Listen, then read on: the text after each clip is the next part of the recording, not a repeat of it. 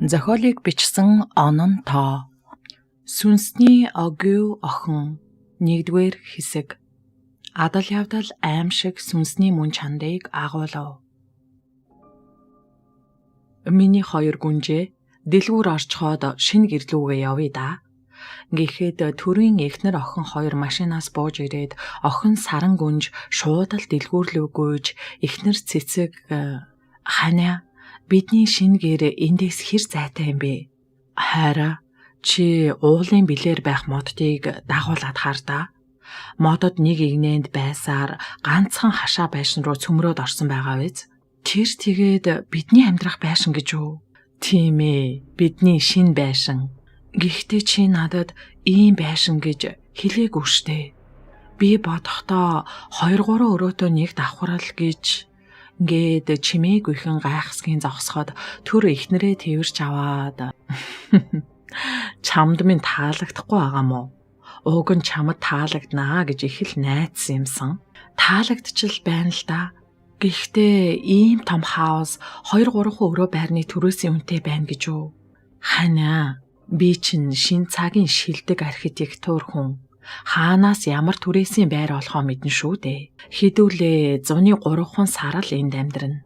Ажил дууссаны дараа хотын төвд өмнөхөөсөө ч илүү гоёхон шинэ байр худалдаж аваад хамтдаа сайхан амьдрнаа. Гисээр тамхи хасаан зогсох төрийн харцанд өөрийг нь дутуу өнөлсөн эхнэртэй гоморхож тунсан байр байдал анзаарагдана. За ханаа уучлаарай да. Чи минь мундаг шүү дээ. Гисээр төрийг үнсэж байхад охин саран гүнж дэлгүүрийн үүдээр аав ээжигээ дуудлаа. Төр дэлгүүрт ороод 2 гүнжтэй хандаж шинэхэн байрны маань эргэн тойрон хөдөлгөөн байхгүй. Чимээ шуугаангүй нам гүмхэн сайхан байршилтай. Дэлгүүрээс хол зайтай учраас миний гүнжүүд өөрсдийн хэрэглээ болоод амттангаа сайн бэлдэж аваарай. Эхнэр охин хоёр нь нилээд хідэн тор зүйл худалдаж авлаа. Харин төр 3-4 шил виски авч тооцоо хийх зураа тэдний гэр бүл дэлгүүрийн худалдагч бүсгүйтэй ойр зургийн зүйл ярьж инээмсэглээд амжив. Ингэхэд та хэд аль байшинд нүүж ирж байгаа юм бэ? 6-гийн 636 тоод химэн төрийг хэлэхэд худалдагч бүсгүйн царай нэг л баргар болж ямар нэгэн зүйлийн талаар эргэн санагалзах мэд бодолд дарагдан зогслоо. Хөөе, чи чинь юу олвоо? Карта уншуулахгүй мó? Уучлаарай. Код нь хэд вүлээ? Гисээр тэдэнд үйлчиллээ. Баяр хөөрөөр бэлгсэн гэр бүлийн гишүүд дэлгүүрээс инээмсэглэл дүүрэн гарахад худалдагч бүсгүй санаа алдан хоцров. Төр Англид архитектур мэрэгчлэр эзэмшиж төгссөн бөгөөд ирсэн эхний хэдэн жил Монголд мэрэгчлэрээ ажиллах оронтой олдох нь битгий хэл тийм орон тооны ойлголт ч тааруухан байлаа. Гадаадад боловсрал эзэмшсэн төр барилга дээр туслахаас эхлээд арматурчин, өргөгч, дотор засал чимэглэлийн ажил гээд өөрийн чадах бүхнийг хийв. Энэ хугацаанд эхнэр цэцэгтэй танилцаж нэг охинтой болсон нь саран гүнж билээ. Барилгын салбараас холдохгүй дотор нь ажиллаж байсан нь төрд мэрэгчлэрээ ажиллах боломж олгожээ. Хувийн орон сууц, хаус энд тэнд баригдаж эхлэхэд архитектур гэдэг мэрэгжилтний эрэлт хэрэгцээ ихслээ. Ийхүү сүүлийн 2 жил чанартай хийгээд гоёмсог хаусууд төрийн нэр дээр бүртгэгдэж тэр хэрээр түүний нэр хүнд ч энэхүү салбарт алдаршсан юм. Удсанчгүй өөрийн гэсэн архитектурын компаниач байгуулав. Хувийн ганц нэгхэн хауста зууралдаад явах нь төрийн хүсэл зорилгын хэм хэмжээ биш тул эрх намраас олон арваараа баригдах том хаусны тендерт оролцохоор шийджээ. Ялах магадлалч их байв. Инхийн тулд өөрийн бүхий л хөрөнгийг 3 давхар загварын 2 хаус барихад зориулан зарлаа. Байр машина зараад ийхүү түрээсийн тансаг хан хаус руу нүүж яваа нь энэ. Баригдаж буй загварын хауста ойр байх гэж зэрэгэлдээ байх байр байшинг судалж аваад энэхүү юр бусын хаусын эзэнтэй тааралджээ. Хаусны эзэн ярихдаа манайх энд амьдрахгүй 5 жил болж байна. Зарах гэхээр хайран санагдаад байдгийн. Миний амьдралын хамгал дурсамж энэ байшинтай холбоотой. Ах нь энд л анхны охиноо төрүүлж байлаа. Доторх цэвэрлэгээний хувьд санаа зовлтгүй дээ.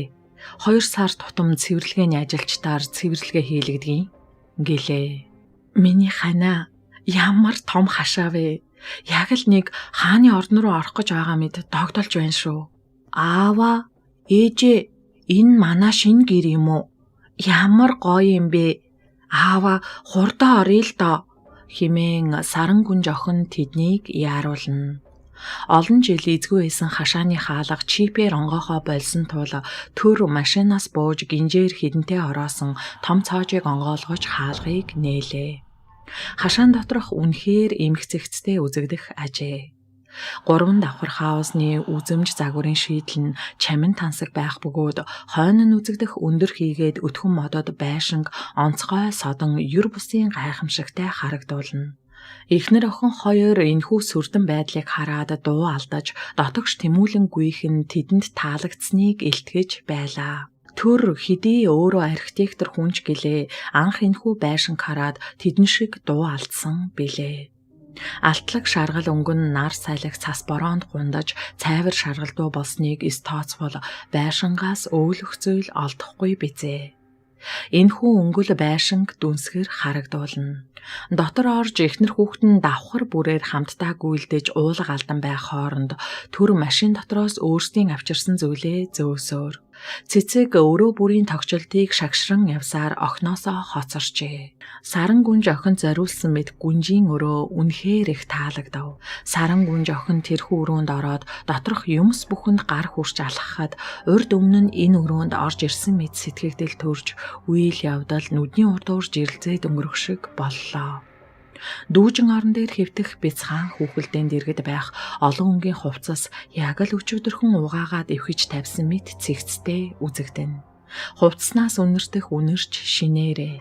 Тоолвол нас чацуу, төөлвөл бие чацуу гэх шиг уг хүүхэлдээ Сарангүнжтэй ойролцоо юм. Сарангүнжээ, миний охин хаана байна? Гэх ээжийнхээ дуунаар Сарангүнж чочиж өвд рүү харвал ээжийн сүүдэр өрөө рүү ирж яваа харагдана. Сарангүнж хаалганы араар нуугдан байхад ээжийн хөлийн чимээ ойртон ирж сонсогдсоор "Миний охин яаж байгаа юм бэ?" гэсээр цонх руу яаравчлан гүйхэн тэр. Ээжийнхээ үйлдэлд гайхан ажвал цонхны тавцан дээр байх хүүхэлдэйг барин аваад бурхан минь" хэмээн чанга орлоод газар руу шидчихлээ. "Ээжээ" гэсээр хойнон зогсох охиноо хараад цэцэг чээжээ даран тайвширч "Миний охин энд байсан юм уу? Ээж нь сая чамайг энэ муухай хүүхэлдээтэй андуураад эгээтэл зүрхээр явчихсангүй." "Муухай биш, хөөрхөн хүүхэлдээ" гэсээр буруу харан газар хэвтэх хүүхэлдэйг босгож дүүжин орон дээр тавилаа. Энэ мөчөөд эхнэрийнхээ чанга орлооноор төр амьсгаацаар 3 давхарт гарч иржээ. "Яав, юу болоо миний хань?" "Юу ч бишээ. Сая энийг муухай хүүхэлдээнээс цочоод." "Ээжээ, энэ муухай хүүхэлдээ биш гээд байхад" гэхэд цэцэг шууд л охины гараас угц тадан хүүхэлдээгээс түүнийг холдууллаа. "Ээжээ" гэд Сарангүнжийг уйлахад ээж нь "Миний охин, нүдгүй хүүхэлдээгээр тоглож болдоггүй юм аа. Төрөө үүнийг хурдхан шиг гаргаад шатаа" гэхэд дүүжин орон дээр байх хүүхэлдээрөө төр дөхөн очоод эргэж тойруулан үзснээ. "Ханаа, яагаад л байгаа юм дээ? Харин ч хөөрхөн л хүүхэлдээ байна штэ. Алив миний охин хүрээ дээр" хэмээн инээмсэглэхэд охин нь аавыгаа тэрэн авч нулимсаа гараараа шувтран арчиж ээж рүүгээ таарамжгүйхэн харав. Цэцэг хүүхэлдээрөө үлми дээрээ зөөлөн гიშгэлсээр очиход хүүхэлдээ нүдэн зүв зүгээр байх нь тэр. "Ханаа, хоёулаа Сарангүнж охиндоо дүү гаргаж өгнөө" гэд нилээн олон жил болчихлоо. "Ингээд гуруула ам бүл нэмлээ дээ" гэд төрийг хөгжөлтөхөд ээж охин хоёрч даган баясав. "Ямар сони юм бэ? Яалтчгүй л тийм байсан да" гэсэн зүйл бодсоор цэцгийг доош буухад мөн л Сарангүнж хүүхэлдэйг цонхны тавцан руу яаж гарсныг гайхан бодсоор шатаар буулаа. Удсанчгүй төрийн гэрийн тавилга айл нүүлгэлтийн машинаар ирж доод давхрын нэг өрөөнд өөрсдийн тавилгаа тогтжуулж янзлав. Гэрээнд зааснаар бусад өрөөний тавилгыг өөрчлөхгүйгээр үлдээжээ. Сарангүнж охин л байсгийгээд хүүхэлдэйн өрөөнд орж тоглоно. Орой болж хашаан дотроо гадаа ил гал дээр төр шинхэн хоньны мах амтлан шаарлаа. Эхнэр охинтойгоо хамт ийхүү суух нь ёстой л нэг жаргал байлаа. Саран гүнж 3 давхрын цонх руу байс хийгээд л харна. Охиноо нэг л сонин бууг анзаарсан цэцэг охиныхоо харсан цонх руу харвал юу ч алга. Охинд минь тэр өрөө их л таалагджээ дээ. Шинхэн байранд ороод охиндоо яг ийм өрөө тогтжуулж өгөндөө гих бодол тэн. Нар жаргаж саргүй тас хар тэнгэрт сүмийн үзэгдэх одод хэдий олуулаач орчлон дэлхийг гэрэлтүүлж үл чадна. Аав ээж нь байгаа орчиндөө сэтгэл хангалуун аз жаргалтайхан байж уусан ганц 2 вино вискиндээ хөөхөн халжээ. Байшингийн гаднах гэрэл үе үехэн асаж унтрана. Саран гүнж өнөөх цонх руу дахиад л харц илгээлээ. Хүүхэлдээ өдрийг шигэ цонхны тавцан дээр гараад иржээ. Өөрлүүн ширтэн. Саран гүнж инээмсэглэн түүн рүү гар далалвал хүүхэлдээ хариу гар даллав. Саран гүнж инээмсэглэн суухад аав нь "Миний охин зүгээр үү? Аава би зүгээрээ. Миний охинд таалагдж гин үү?" "Тийм ээ" гэсээр өнөөх цонх руу харснаа хин нэгнээс ичсэн бололтой айлгүйхэн инээмсэглэж харцаа буруулахад цэцэг сандалтайгаа хоош гэдгийн цонх руу харах мөчөд гаднах гэрэл унтарч тэрбээр юу ч олж харсангүй. Оройн хоол өндөрлөж гадаа зассан ширээгээ дотогш зөөн байх мөчөд саран гүнж дахин цонх руу ширтлээ. Хүүхэлдээ цонхны тавцан дээрээс ихс хоошоо унахад "Ээжээ" гэсээр саран гүнж дотогшоо гүйн орлоо. Түрээсийн шинхэн олон өрөө байранд нүүж ирснээс хойш 6 настай бяцхан охин саран гүнж нэг л дотогшоо болж аав ээжтэйгээ гэхээс илүү байранд байсан хүүхэлдээтэй бүхий л цагийг өнгөрөөнө. Аав нь өглөө эрт ажилдаа явж нар жаргасан хойно гэртээ ирнэ. Аавыг байхгүйд ээж нь охинтойгоо цагийг өнгөрөөхийг хүсэх боловч саран гүнж өнөөхөл хүүхэлдээтэйгээ тоглож наадсаар. Эцэстээ төрийн хэлсэнчлэн олон жил хүсэж хүлээсэн дүүг нь төрүүлээд өгсөн мэт санагдана. Охиныхоо байр байдлын талаар хандаа хэлэхээр төр бэлэгшийн өрөөж харин ч бэлэг өрөөлтөө юм болоод байгаа юм биш үү? Удахгүй чи минь дахин нэг охин хүүхэд өлгийдэн авах юм байна да химээжээ. "Миний охин ээжийнхээ гар утсыг харсан уу? Тэнд байгаа" гээд шатны завсраар зугсгаан үзэгдэх 3 давхрын хаалгыг заалаа. 3 давхар руу өгсөн алхахад цэцгийн хөл олигтой гიშгэгдэж өгөхгүй завууртай санагдана. Хамаг биений хүйтэн хөлс асгарч хөргөгч дотор явна уу гэлтэй тэрүүхэн хэсэг хүйтэн болжээ. Цээжээ тэрэн эрүү аман дагжин чичирсээр өрөө рүү ороод хамгийн түрүүнд гэрэл асаав. Түүний хайсан утас шалан дээр байх нь тэр.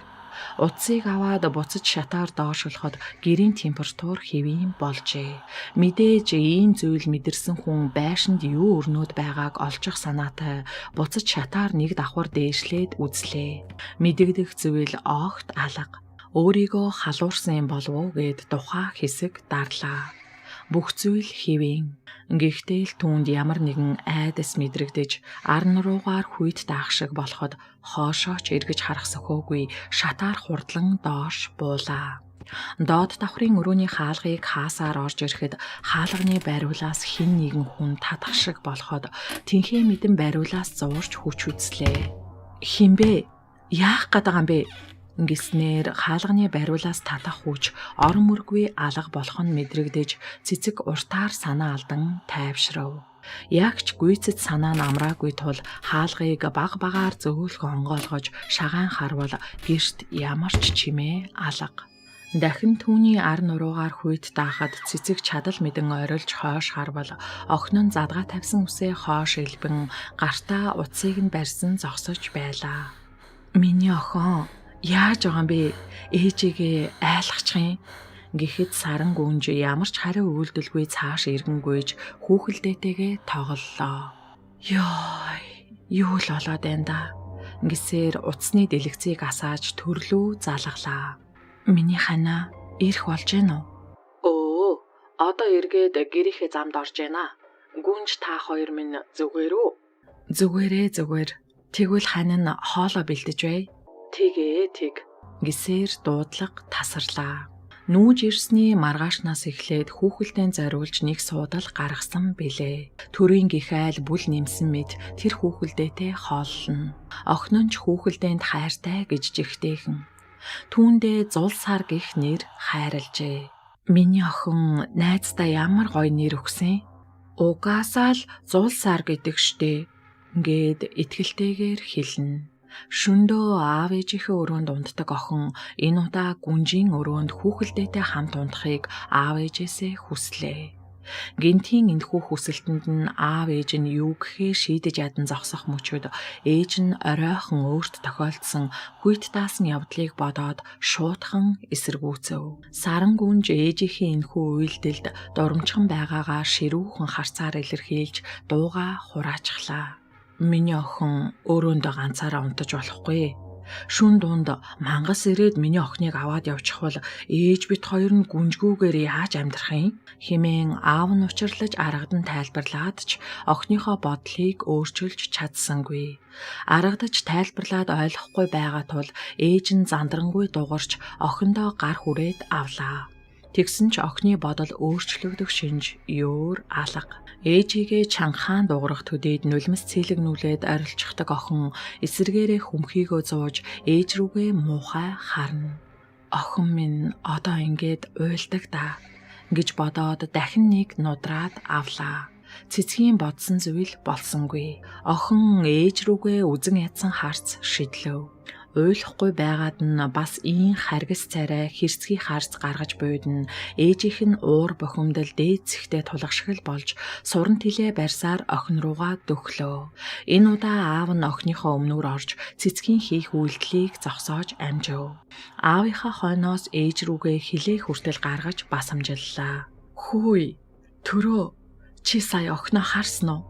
Миний өөдөөс хилээ гаргаж байна штэ. Гэвэл аав нь хоош эргээд миний охин яаж байгаа юм бэ? Үгүй би тэгээгүй. Ээж худалч. Миний хань яагаад л байгаа юм бэ? Охиноо юунд ингэж илдэвлэн вэ? Гэхэд цэцэгт хэлэгч үг олдохгүй хоош сун шагширлаа. Саран гүнж доогтойхон инээмсэглэл ээж рүүгээ илгээв. Яг энэ мөчөд өөрлөв нь харан зогсоод тэр охин өөрийн саран гүнж биш болох мэдрэмж асар их хүчтэйгээр төрлөө. Үгүй. Энэ миний охин биш байна. Төрөө, наадах чинь миний охин биш байна. Гисээр охины өмнө өвдөглөн сууж, чи яг хин юм бэ? Миний охин хаана байна? Охин минь хаана байгааг хэлээд өг. Үгүй бол яг одоо би чамайг алчхан шүү. Охин минь хаана байна? Хэмээн орилж хашгичин асуухад охины хүүхэн хараа 3 давхрыг заах шиг болов. Миний охин, саран гүнжээ, охин минь гисээр цэцгийг санд чин дээш гүйхэд төрч даган гүйлээ. Гүнжийн гих тодтголтой болсон 3 давхрын нууцлаг өрөөрөө амьсгаа өндөртөө орж ирээд гэрэл асаахад бүх зүйл байрандаа байлаа. Өрөөний буландхой бүрийг сайтар үзээд юу ч олсонгүй. Өрөөнөөс буцаж гарах хоромд гэрлийн унтраалга хараад төрөөхэн ороод гарахдаа гэрэл асааснаа саналаа. Гэтэл өрөөний гэрлийг хэн унтраадаг байна хэмээн бодох төдийд хамаг биеэр нь хүйд дааж хэн нэгэн хүн өөрсөдтэй нь хамт амьдраад буйг мэдрэх шиг боллоо. Төрөө, энэ байшинд ямар нэгэн зүйл болоод байна. Охиноо олж аваад өтөр түргэн эндээс нүүйлдэ. Миний охин гээд нүдэн эргэлдэн байх эхнэрээ харсан төрөө үйл явдлын бодит үннийг мэдэхгүй тул эхнэрээ сэтгцийн ямар нэгэн асуудалд өртчихлөө л гэж бодно. Айлуу, миний хань над руу нэг тогтоод хараадах та. Чи минь зүгээр үү? Охин маань бидэнтэй л хамт байна штэ.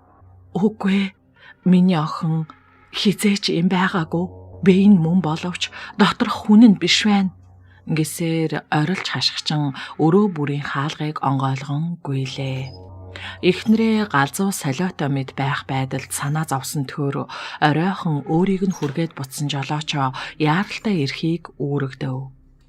Төр цэцэг хоёр зууралдаж хашгичсаар доод давхрын өрөөндөө ирэхэд саран гүнж охин гэрт өрнөөд байгаа хашгираан үүмэн самууныг мэдэж байгаа ч юмгүй хүүхэлдэйний үсийг самнан сууж байлаа. Хань нь чамайг ойлголоо.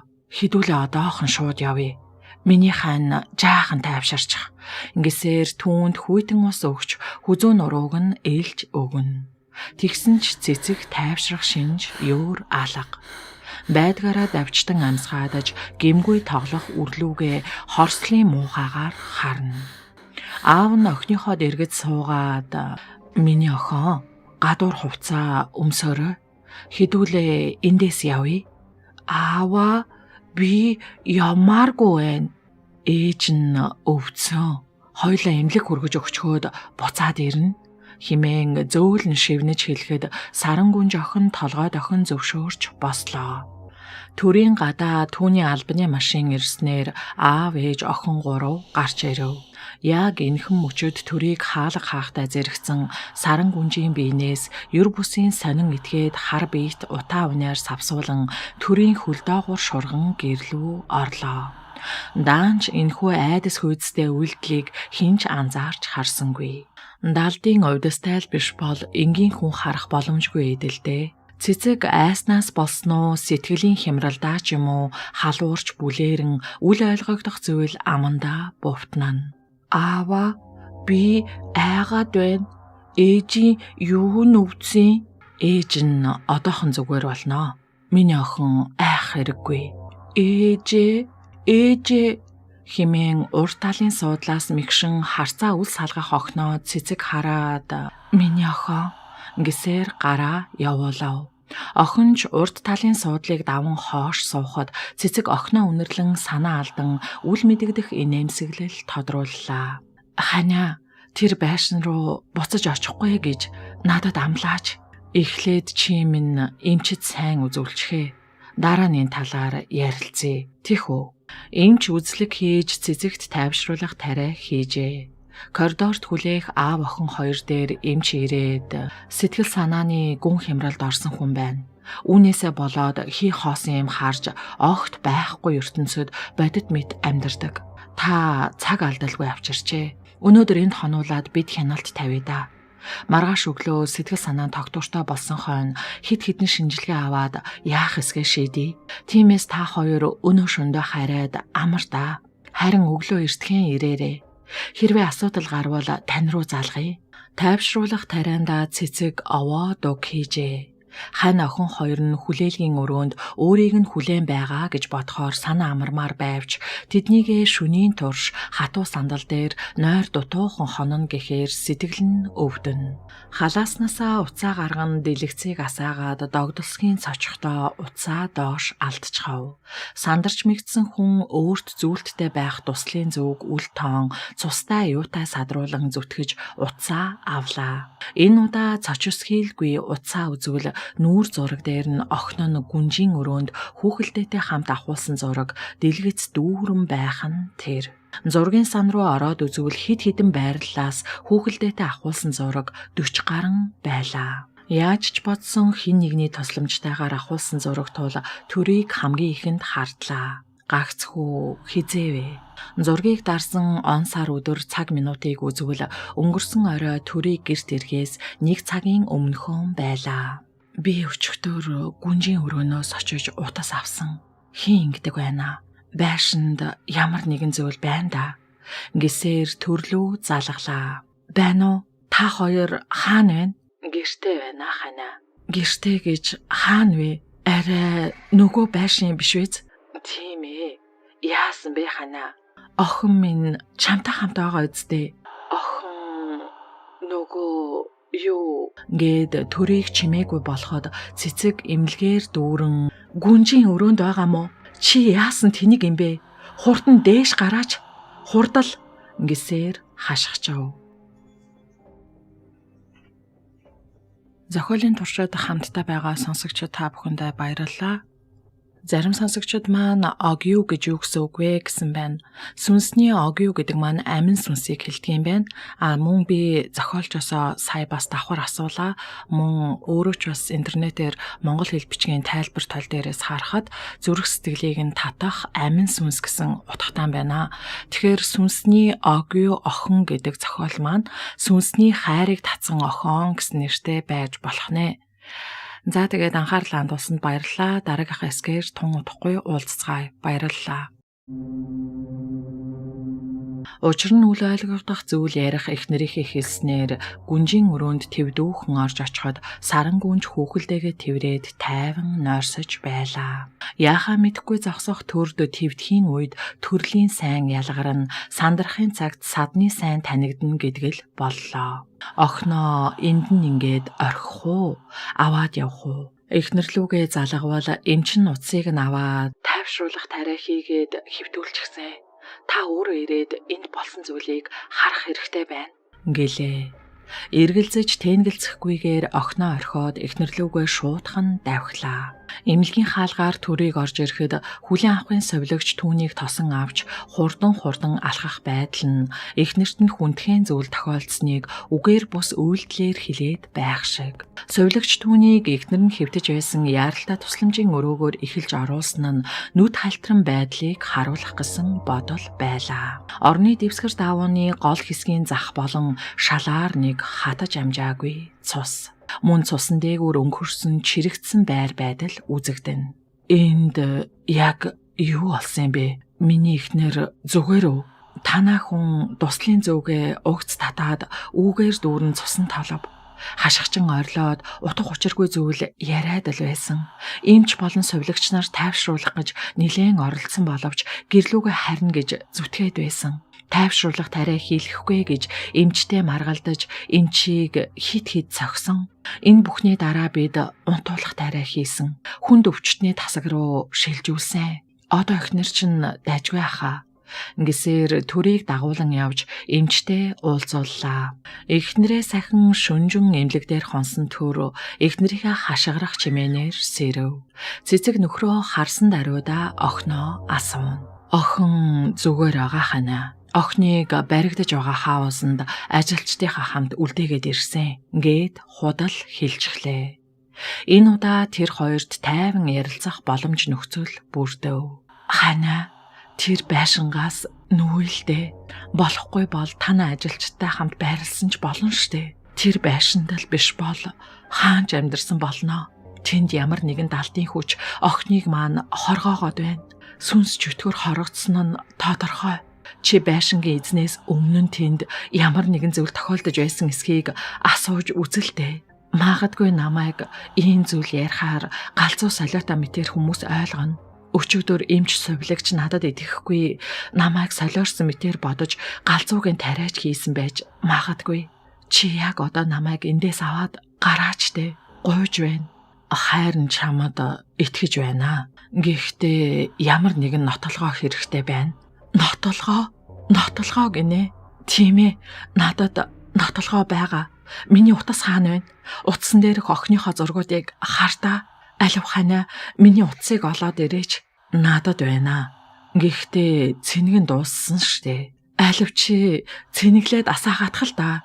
За одоохон хайр нь хурдхан шиг асаая. Ингэсээр төр гарлаа. Эхнэрийнхээ утсанд таарах цэнэглэгч эмнэлгээр хайгаад олсонгүй. Тохирох ганц цэнэглэгч олдсон боловч утсыг цэнэглэхгүй байлаа. Иргэн орж эхнэртэй хандан таарах цэнэглэгч олдохгүй байна. Гадагшаа гарч дэлгүүрээс худалдан авъя. Харин энэ хооронд миний хайр томоотой л байгаарай. Эмч чамаас хэдэн шинжилгээ авна гэсэн. Миний хань битгий айгаараа заа юу? За ойлголоо. Чи надад итгэж байгаа үсттэй.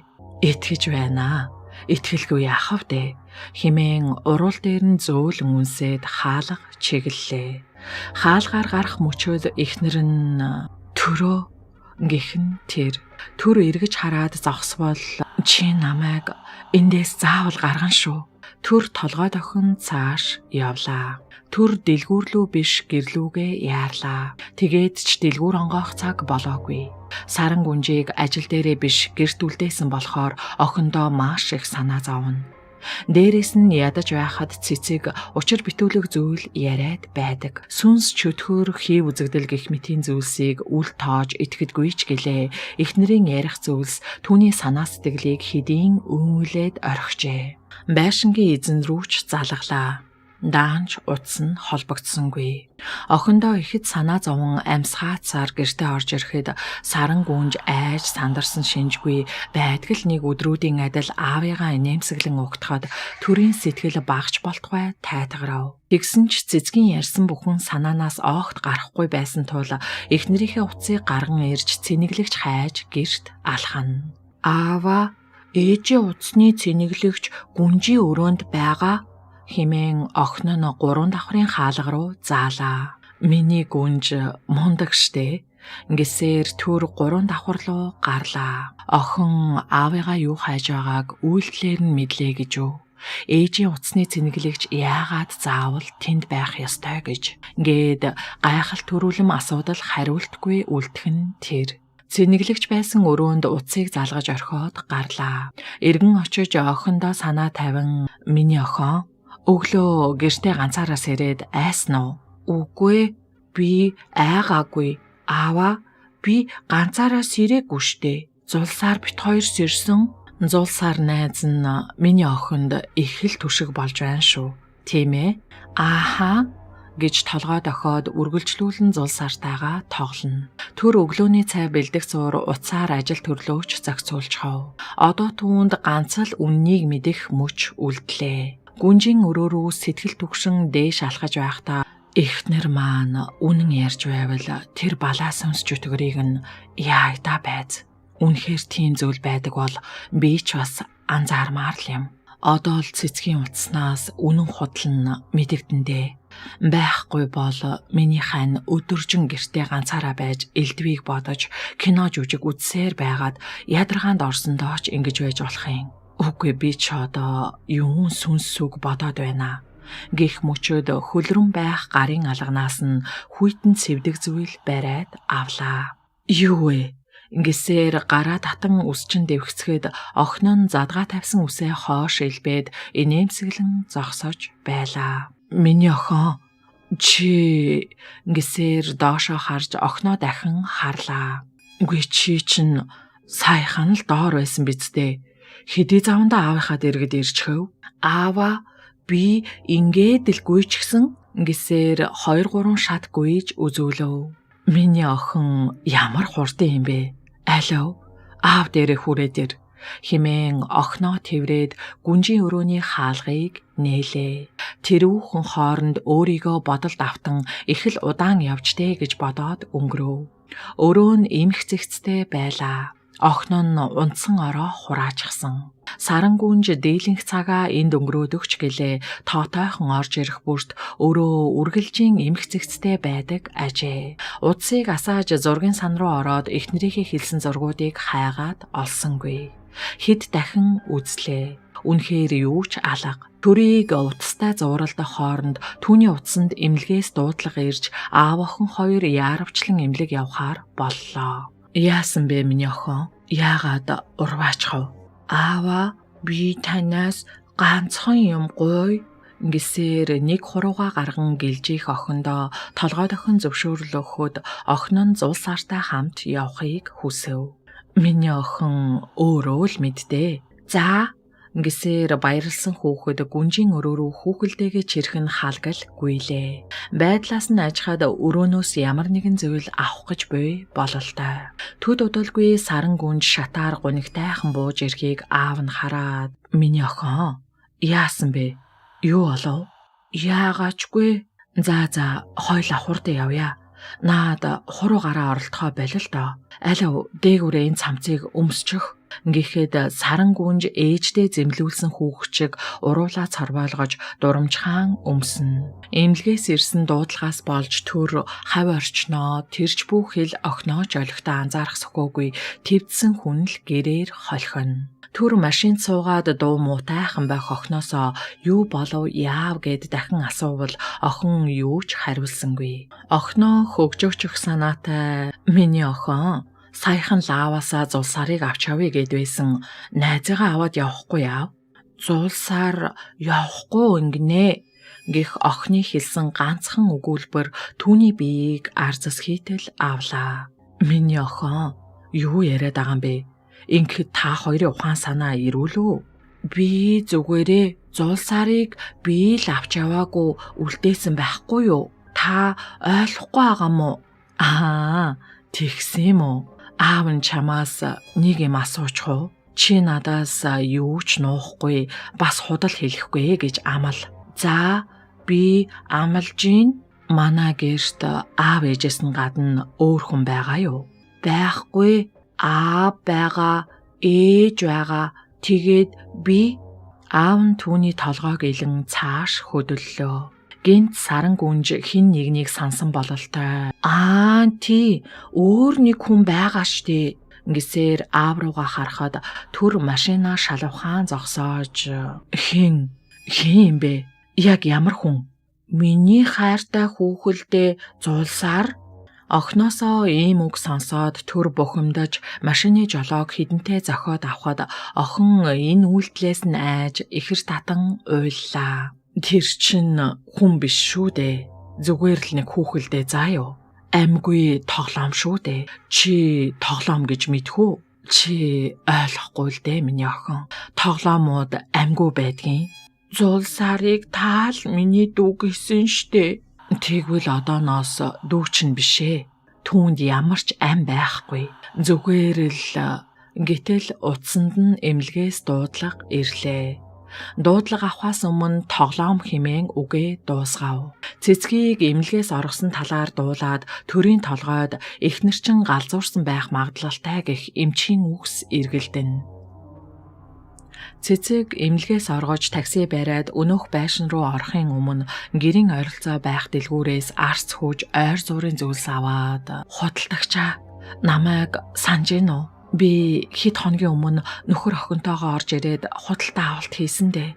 Би эдгээр авсан зүйлсийнхээ мөнгийг тун удахгүй аваад ирье. Манай байшин 6-гийн 636 тоод.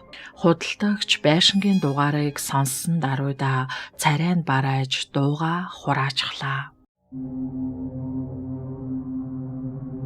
Зулбаяр гэх залуу өөрөөсөө хэд дүү хөдөөний хөөр хүмүүсгүй сарангийн араас гүйсээр байгаад гэргээгээ болгож авсан юм. Зулбаярын аав ээж их хөдөлмөрч хүмүүс. Түүнийхээ хэрээрч нэлээн их хөрөнгөтэй болсон хүмүүс. Гэвч хүн тэднийг биш хэнийгээ дуурайсан юм бүү мэд. Их л биелэгжүү, дээрлэхүү, догшин зан авиртай нэгэн байлаа. Харин сарантай үерхэж эхлээд түүний зан ааш өөрчлөгдөж, ээлдэг зөөл нь тус жинэрэнгүй нэгэн болж хувирсан. Хүүхдтэй болохыг сарангаас өдөр бүр гуйна. Саранд эрт хүүхдтэй болох төлөвлөгөө байгаагүй юм билээ. Юутай ч эхлээд сургуулаа төгсөх хэрэгтэйг Зулбаярт учирлаж хэлнэ. Гэвч өнөөх нь үүнийг нь ойлгохгүй. Ойлгохыг ч хүсэхгүй нэгэн л дээ. Түүнээс илүү өөр нэгэн төлөвлөгөө Зулбаярт байсан юм. Түүнийг инглээгээд өнөөх Зулбаярын зан ааш эвдэрч хаяахан согтуу ирхэн элбэг боллоо. Чи муу надад хүүхэд гаргаж өгдөггүй. Чи надад хайргүй. Чи миний хөрөнгөнд болсон. Чамаас болж би арх уулаа гэх мэтээр саранд бүх бурууг өгнө. Хадам аав ээж нь саранд маш сайн. Яагаад гэвэл задарсан хүүг нь хүн болгож буйд байнга л магтаалын үгээр түүнийг урамшуулна. Хүн хүнээс урам авах шиг сайхан зүйл энэ хорвоод үгүй юм болохоор Зулбаярын настай аав ээжийн урмыг хугалчихвэ гэсэндээ өөрийн эцгийн ганц охиноо гэх хүсэл мөрөөдлийг түр хоошлуулан байж Зулбаяраас хүүхэдтэй боллоо. За ингээд хадам талынх бөөн баяр хөөр болсон хүмүүс. Зулбаярын аав нь хүү бэр хоёроо мөнхөд хамттай байхыг бэлэгдэж ач охиндоо тэдний нэрээс авч Зулсаар гэх нандин сайхан нэрийг хайрлжээ. Бас болоогүй. Өөрсдийн хуримтлуулж цуглуулсан хөрөнгөө бүгдийг хүү бэр хоёртоо бэлэглэх журмаар шилжүүллээ. Ингээд өөрсдөө ч бизнесийн салбараас хөндийрч амар амгалан тайван амьдрахаар чөлөөндөө гарч л дээ. Саран бол зүгээр л Зулбаярын аав ээждээ өгсөн өгөөш төдийхөн байсан юм. Миний хөө, эхлээд чи хүн бол дараа нэгнэр хүүхэдтэй болж гэрээ зас. Ингэхийн бол аав нь чамд өөр ингэсэн бүхнээ өглүүлээ. Бидний нас яваад л байна шүү дээ. Хүү минь ухаантай бол ойлгоно үзээ. гэх аавын үг Зулбаярын шунлыг хөдлөгжээ. Охинтой болсон эхний нэг жил ёстой л нэг эн чин миний хүү шүү дээ гэтэл эрч хүчтэй сайн ажиллаж эхийг ч бүтээсэн. Ингээд аав ээж холдоод явахын цагт Саранг охинтой нь огт гэрээс гаргаагүй. Бүр сургуульд нь ч явуулаагүй. Бүтэн нэг жил 3 давхар хаавсандаа хорсон. Энэ хооронд өөрөө наргиж зингээд алга болно. 7 хоногтоо нэг ирдэг хүн эцэстээ 1-2 сард нэг үзэгдвэл их юм боллоо. Сарангийн охиныг нэг нас хүрэхээр эхээс нь салгаж Зулбаяр өөр дээрээ авч ээжийг нь өнөөх байшинд ганцаарнг нь үлдээсэн. Хөөхий бүсгүй үрээсээ салаад их л шаналсан да. Өдөр бүрэл охиноо хүлээн зогсдогсон. Гэвч бүтэн нэг жил болоход түүн дээр Зулбаяраас өөр хинч ирээгүй. Гагцхүү Саран ямар учиртай тэр байшинд байгаад байсныг хинч мэдэхгүй. Бодвол Зулбаяр л охиноор нь барьцаалж тэнд байлгаад байсан бололтой. Хөөхий дөө мөн ч их зовсон доо. Гээд санаа алдан ярих дэлгүүрийн худалдагч бүсгүйн ярианд цэцэг уяран байлаа. Тэр бүсгүй тэгээд яасан бэ? Бас охин нь анх манад ирэхдээ их л сэргэлэн хөөх охин байсан. Манай дэлгүүрээр байнга орж гарна. Игчээ сайн уу гэдэл инээмсэглэл цацруулаад явдагсан. Сүүлдээ ч надтай мэдлэг нь байтугай инээгч тэнхэлгүй нэгэн болсон. Хүний өдөөс ч ихцэлж харж чадахгүй. 7 хоногтоо нэг ирж дэлгүүрээс 5-6 шил виски хідэн хайрцаг тамхитай аваад л явна. Бас хүүхдэд зориулсан тараг, сүү, амттан авна. Нялх хүүхдийн оймс гутал малгайч авна. Бодвол охин руугаа явуулдаг байсан болов уу? Эсвэл хадгалж хураадаг ч байж болох юм. Охиноо их л сандаг юмшгэ. Илүү мөнгө өгөөд хариулт хэрэггүй гэд тортой зүйлээ тэврээд гэрлүүгээ алхадагсан. Би ч анх бодохдоо өнөөх хар юм нь арх ууж байна л гэж харддаг байлаа. Өдөр хоног өнгөрөх тусам царай нь гундаж хорчийнхын хэрээр авч буй архины үнцэн нь ч буурсаар байсан. Түүнээс үнэртдэг гоёхон үнэр мартагдаж архины муухай үнэр салхаа байлаа. Сүүлдээ ч хамгийн хямд арх тамхинаас авна. Гэхдээ жижиг савлгаатай тарг, йогурт, иштэй чихрийг бол байнга л авдаг байж үлээ. Хаяахан арх нь гараагүй бололтой ирсэн үедээ өөрийн амьдралаасаа цухас дурдна. Ийм байдалтай 6 сар арх уусан да. Эцэст нь мөнгө төгрөгөн дууссан бололтой манайхаас зээл хийнэ. Нэг өдөр инээмсэглсээр л орж ирлээ. Ихчээ миний өрийг бодчоор дүүн өнөөдөр өөрөө тэглэнэ. Бас зөндөө сайхан зүйл авна. Гисээр дугуйт сакс аваад гүйчихсэн. Хамгийн түрүүнд архины тасаг орж баахан виски авлаа.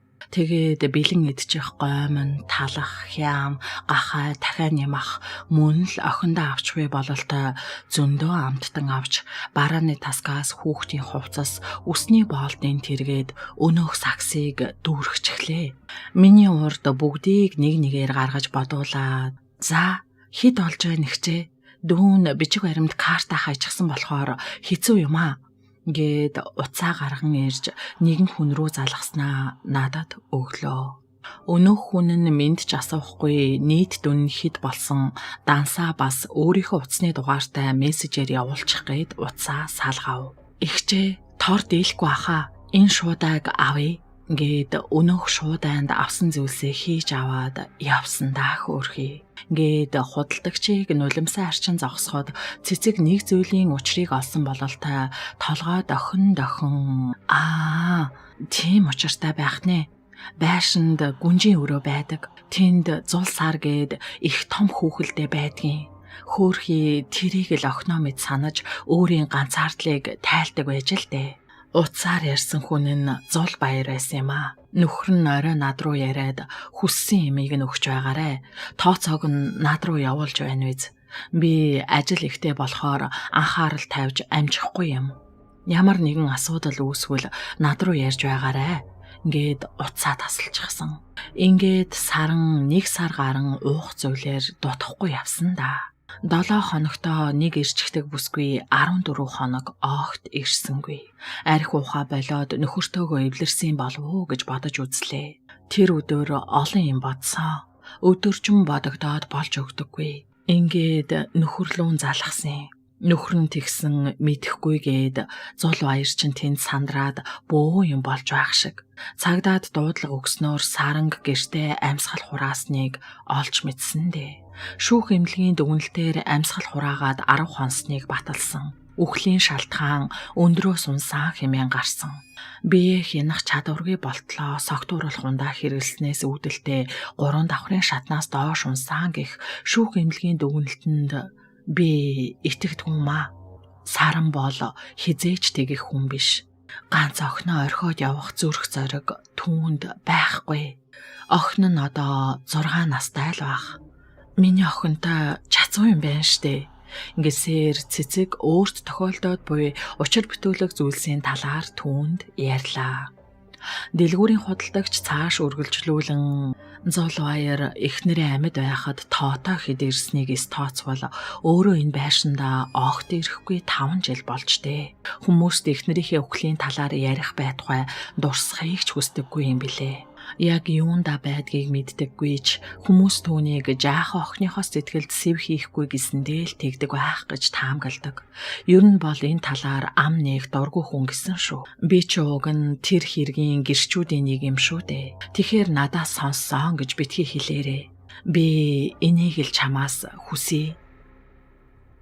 Эмнэлгээс гүйхээрээ гарах төрийн хойноос эмч дуудаад түүнд нэг зүйл өгөөд чи өөртөө итгэлтэй байна уу? Түр толгой тоглоо. Юмыг яаж мэдхүүгээд өгч байгаа юм шүү. Яаж хэрэглэхийг мэднэ үсттэй. Тийм ч сайн мэдэхгүй л байна. Гар хөлийн аль нэг булчин руу нэг хийхтэл болно. За ойлголоо. Би тэгэхэд араас ч дагах юм уу? За хэрэггүй дээ. Та хэдийг мэдчихвэл бөөрч хэцүү зүйл болно. Би эхнэрээ мэдэх юм болохоор эхлээд маш сайн ярилцаад үзье. Гэсээр түр машиндаа сууж гэрийн зүг эрэглээ. Орогдол эхнэр нь гэрээсээ өөртийш очихгүй гэдгийг түр сайн мэднэ. Саран гүнж ямар нэгэн зүйлийн талаар аавтайгаа ярих гээд байсгийгээд л ааваа гिचгээд чимээг өхөн суудал дээрээ өндөлсөөр. Миний охин аавда ямар нэгэн зүйл хэлэхгүй юу? Үгүй гүнж минь. Чи ааваасаа юм нуугаад л байна да. Үгүй гэсээр халааснасаа наадаг шивээс гаргаж ирээд жолоон дээр байх аавынхаа гарын шуунд нааж өгснөөр тэдний яриа өндөрлөө. Хашаа руугаа ороход гэрийн хаалга цонх гээд бүх зүйл онгорхоо байхаагаад тэр бүхнээс удаа бориглон гарч байлаа. Хинч харсан байшин дотор гал гарч байна хэмээн эндүү харахаар өнөөгч нь гал тавьж байна уу да гих зүйл бодож саран гүнжийг машин дотроо сууж байгаараа гэсээр гэрлүүгээ гүйн орлоо. Үнэндээ гал тавих биш арц хүүж хомоолыг зай завсаргүй байгуулжээ. Нүд аргаж хоолоо ам хорсон өтгөн утаанд цэцгийг дуулцаар явхад хань нь 3 давхарт хүрцний толгой дүүрэн хомоол барьчихсан майн мэгзэм уншаад явж байлаа. Хайраа одоо болноо. Айлын хамаг юмд утаа шингэчихлээ штэ. Чи яасан? Намайг барьж өгөх гэж ирсэн үү? Нөгөө эмч нар чинь доор байгаа мó? Чи буруу удаад байна. Чиний ярьсан бүхэнд би итгэж байна. Би бүгдийг харсан. Чиний утсан дээрх зургуудыг харсан. Гэх үг цэцэгт дүүрэн итгэл өгөх шиг болов. Ханаа тийм байгаа үсттэй. Өмнө нь энд ийм зүйл тохиолдсон юм билээ. Ингэсээр нөхөртөө өнөөх худалдагчаас сонссон бүхнийг нэг үсэг үг гээйлгүй бүгдийг нь ярьлаа. Хинээс хаанаас ийм зүйл сонссон юм гэхээр тодорхой хүн хэлэхгүй болохоор эхнэрээ энэ бүгдийг санаанасаа зохион яриад байна л гэж бодлоо. Өмнө нь бас утсан дээр зургууд байгаа гэсэн нь худал байсан гэх мэт зүйлийг бодож суух төр эхнэрийнхээ амыг даган өөрт нь итгэж буй дүр эсгэн. Хайраа арц хүжээ унтраачхаа. Гуруула эндээс явъя. Би доод давхрын хэдийг унтраачхаа. Ингэсээр түр доош буулаа. Түр доош буугаад байрны эзэн рүү яриад амжив. Гэвч байрны эзэн цэцгийн яриаг шууд л үгүйсгэлээ. Цэцэг шатаар доош буун ирэхэд түр түүний араас амыг нь дарж аваад гуйруу нь эмчийн өгсөн тариаг зоолоо. Уучлаарай хайраа. Би чамдаа дэндүү хайртай. Удахгүй чи минь зүгээр болно. Хэмээн шивнэхэд нүдэн эргэлцээр эхнэр нь түүний биеийг даган ухаан балартан унав. Арын суудалд эхнэрээ хэвтүүлэн замд явах төрийн сэтгэл уймэрч нулимсаа тогтоон барьж чадахгүй давхин. Гэр эмлэг хоёрын тэг дунд явж байхад нэг зүйл дутуу санагдаж хоосон оргиод эвгүй байлаа. Машина зогсоогоод эргэн тойрноо ажиж халаасаа ухах зуур саран гүнж охин нь алга байгааг анзаарав.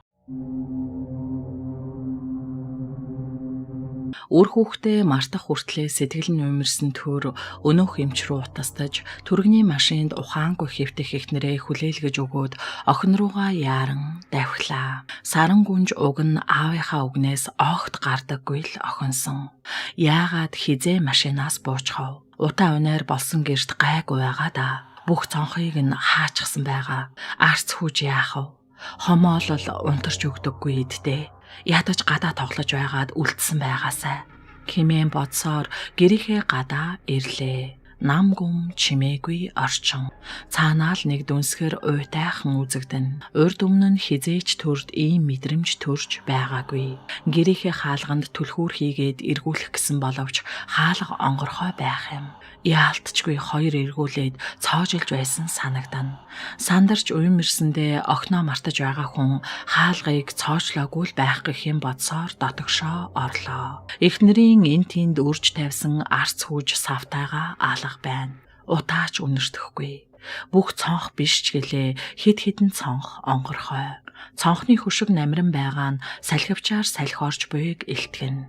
Охиныгоо дуудах гэтэл хоолойн сааралтаад үгч гарч өгдөггүй. Хий хэд ханиалгаж хоолоогоо засахыг оролдоод ч нэмэр болсонгүй. Хэн нэгэн хүн амыг нь дарсан мэд нэг л эвгүй. Охиндоо санаа зовон ирсэн хүн өрөөнөөс өрөө хооронд гүйж хараагаад сүйд болдог баймаарсан. Гэтэл төр яг л жингүүдэж буй мэт үлми дээрээ зөөлөн гიშгэлэн явсаар. Нэг давхарт охин нь алга. Хоёр давхарт гарахад түүний хүлээс тайлагдсан мэт алхаа нь хурцсаад дуунж гарахтайгаа болов. Миний гүнж хаана вэ? Аавыгаа сонсож гэнэ үү? Гисээр хайн. 3 давхраар хайгаад ч олсонгүй. Ердөөл давхраас давхарч шилжих хооронд нэг давхарт болсон бүх зүйл төрийн тархинаас ортоос арчигджээ. Буцаад нэг давхарт бууж ирэхэд охин нь угаалтврын өмнө санал дээр гараа зогсчихсон уртаас урт цагаан палаж өмсөж үсээ задгаа тавин аяг тавг угааж байгаа бололтой харагдав. Миний охин гэвэл эргэж харсанчгүй. Гэхдээ аавынхаа дуудахыг сонссон бололтой хийж байгаа зүйлээ орхиод хөдөлгөөнгүй зогсчихлоо. Миний охин гүнжээ гэсээр ойртон. Охин хариу өгсөнгүй. Сандал дээр зогсож байна гэж харсан юмсан. Охин руугаа ойртох тусам доошоо харвал сандал байгаа шинж алга. Охин нь биш өөр нэгэн байгаа бололтой. Төрийн хамаг бие арзас хийгээд явчихлаа. Дөхөх тусам хүйт даасаар бэргэс хийгээд мөрөнд нь зөөлхөн хүрэхэд хинэн мэддэхгүй хүн зугуухан толгоогоо эргүүлсээр харвал нүдтэй үгүй нь мэддэхгүй томоос том тасхаар тойрог. Уруул нь уулаан хачин хүн нүд шүдэн цагааран инээмсэглэв. Бурхан минь гэсээр төр ухаан балартан газар очлоо. Аава сэрээрээ та өвдсөн юм уу? Гэх дуунаар нүдэнээ харахад охин нь задгаа тавьсан үсээрээ нүрийг нэрвэнүүлэн дээрээс нь харж суухан тэр. Охины нүүр тэр чихтэй хөө тортог болжээ. Бодвол арц хөөж хомоолны тавганд наалдсан хөө тортгоор өөрийгөө баахан будсан юм шигэ. Охиноо эрүүл сарвал байгааг харсандаа сэтгэл нь жаахан уяг байх боловч саяын шочрлоос болоод би тавгүрхэж ухаан санаа нь жаахан орон гарan байлаа. Аав нь сая юу харсан бэ? Мэдэхгүй. Та газар унаад л өглөө штэ. Химэн аавыгаа шоолох янзтай нэмсэглээд ширээн дээрээс ээжийнхээ утсыг авч чихвч хийгээд уртаас урт палажны хормойг өргөн явсаар угаалтуурын өмнөх сандал дээр зогсож аяг тавг угаах ажлаа үргэлжлүүлв. Төр толгоогоо хид сэгсэрч охиныхоо дэргэд очоод чихвчийг нь аван миний охин аавыгаа ямар амар айлгачих вэ? Чи юу хийж байгаа? Би гэрээ цэвэрлж ийн. Ээж муухай болгочихсон. Угаалтуур дотор цэцгийн хийсэн арц хүйж хомоол хийсэн тавгууд байлаа. Миний охин ямар мундаг юм бэ? Хоёулаа ээж рүүгээ явах уу? Ээж нь өвдчихсэн байгаа. Би гэртээ баймаар байна. Ганцаараа байж чадах юм уу? Чаднаа аава гэхэд түр охиноо үнсээд эмлэг явлаа. Цэцэг өөрийн олж мэдсэн бүхнээ яриад байшинд ямар нэгэн далдын хүч сүнс байна гэх боловч түүнд итгэх нэг ч хүн байсангүй. Бүгд л түүнтэй өвчтөн мэт харьцсан. 10 жил ханилсан ханин хүртэл түүнийг галзуу солиотой гэдэгт бүрэн итгэж цаашид эмнэлгээр эмчилгээ хийлгэхэд гэр бүлийн зүгээс татгалзах зөвлөгөө хэмээн гарын үсэг зуржээ. Өөрт нь итгэх хинж байхгүй бүгд л түүнийг солиорсон хэмээн байх нь цэцэгт хүнд тусна. Уур уцаар нь дээд зэгтээ хурж бухимдлаа хашгичж орилж гаргахаас өөр юу ч хийж чадахгүй. Хурц бөгөөд хүнд өвчтөнд өмсөгдөг зориултын цамцанд баглуулсан хүн өөр юу хийж чадах вүлээ дээ. 4 цагийн зайтай хийх тариа цэцгийн хамаг биеийг сольдуулж тарих оюуныг нь ч өхүүлэх адил болгож байв. Эм тарианд хүчин мөхөсцөн цэцгийн амнаас шүлсэн үе үехэн хөөсрөн гарна. Ийм байдалтай байх эхнэрээ харсан төрийн зүрх зүсэгдэж сэтгэл урагдах мэт гаслантай. Энэ бүхнийг яг одоо зогсоогоод эхнэрээ аваад явмаар байвч энэ эмчилгээг хийлгэхгүй бол хайр танай үрд алдчих юм шиг санагдана. Хэдхэн хоног тисчихвэл эхнэр маань урдын адил эрүүл сарвал болно гэх итгэл үнэмшлэр сэмрэн байх сэтгэлээ тайтгаруулсаар хэдийн 2-7 хоног өнгөрчээ. Өөрийнхөх бүхий л хөрөнгөө золиослон байж авсан тендерийн том ажилдаа олигтой анхаарал хандуулж чадахгүй эмнэлэгт байх эхнэр гэрт үлдэх ганц охин гээд 2 талд гүйсээр нилээн ядарчээ. Хаа очиж саран гүнж охин нь гэртээ ганцаар бие даагаад боломжийн байгаа нь төрийн нуруунаас багж болтугай ачааг хөнгөлнө. Шүн дунд нойрон сэрүүлзэн хэвтэх төөрөг хэвтрээ засчих санаатай баруун тийш ирэхтэл дөнгөж саяхан хажууд нь хорхирон унтаж байсан охин нь байдаггүй. Миний гүнж минь хаана байна гэвэл хариу юу ч алга. Өндийн суугаад чимээ чагналаа. Тог хийх чимээ сонсогдож байна. Яалтчгүй өндөр өсгийд гутлын чимээ. Ямар нэгэн үйлдэл хийхээр чимээ тагчиг болно. Амьсгалаа түгжин байж чимээ сонсохоор тог гэж сонсогдсоор өөдрөө дөхөх чимээг үргэлжлүүлэн сонсоход дээд давхарт сонсогдов. Төрийг хөдөлгөөн хийхээр өнөх хөлийн чимээ таг болно. Яаравчлан 2 давхарт гараад чих 50 чимээ сонсвол 3 давхарт тог хийсээр. Миний охин минь гэхэд 3 давхарт саран гүнж охины ааваа гэх сонсогдов. Өтөр түргэн дээд давхарт гарч ирвэл чив чимээгүй дүнсийсэн орчин угтлаа. Ямар ч чимээ алга. 3 давхарт байх өрөөнүүдийн ихэнд таарсан хаалгыг онгоолгож үзвэл тэнд юу ч байсангүй. Хаалгыг буцаан хаахад хаалганы чихрах муухай дуу сонсогдох нь тэр. Яг энэ мөчөд саран гүнж охин түүний дэргэд ирчихсэн зогсож байлаа. Миний охин зүгээр үү? Аава чимээгүй зулсаар унтаж байгаа гэсээр аавыгаа хөтлөн өлмий дээрээ зөөлөн гიშгсээр гүнжийн өрөөг зүгэллээ. Түр охиноо даган чимээг өхөн өрөөнд явж орвол шагаа далдлам урт цагаан даашнастай бүсгүй зулсаар гэх хүүхэлдэйг дүүжин орон дээр бүүвэлэн байлаа. Аава чимээгүй энэ ихч зулсарын ээж, зулсаар өнөөдөр өвдсөн ихч бид 2 асарч байгаа. Миний охин зулсаар чинь тоглоом биш гэхэд төрд хэлэх үг олдсонгүй. Хүүхэд бөвөөлөн байсан бүсгүй сааралцсан хоолоогоор миний охин тоглоом биш гэсээр төрлөө дөхөх мөчөд түүний нүд харанхуйлсаар ихс хоошоо жингүүдэн унав. Ийхүү унаж байхдаа түр өөрийгөө зүүдэлж байна гэх боловч тэрхүү зүүднээсээ сэрч чадахгүй өөртөөгөө тэмцэлдэн байсаар зургтын дэлгэц унтрах адил бүх зүйл харанхуйлан алга боллоо. Аава босоорой Хоёулаа өнөөдөр ээж дээр очин штэ гэх охиныхоо дуунаар төрс ирж гэрийнхээ эргэн тойрныг ажин бослоо. Усны өрөө орж гар нүрээ угааж байхдаа өчигдрийн муухай зүудийг мартах гэж шүд зуугаад ч нэмэр байсангүй. Бодлоос нь огт гарахгүй болохоор нь толирууга хідэнтэй нулимаад авлаа. Төрөл зүүд химэн өөрийгөө хуурах гэж оролдоно. Бодит байхыг үгүйсгэх аргагүй шүү дээ. Төрийг хувцас өмсөж амжаагүй байхад саран гүнж хэдийн үсээ самнаад хувцалчихсан байв. Аава, та хурдлал та ямар удаа юм бэ гэж твдүүлсээр аяг хүйтэн усч уулгасангүй.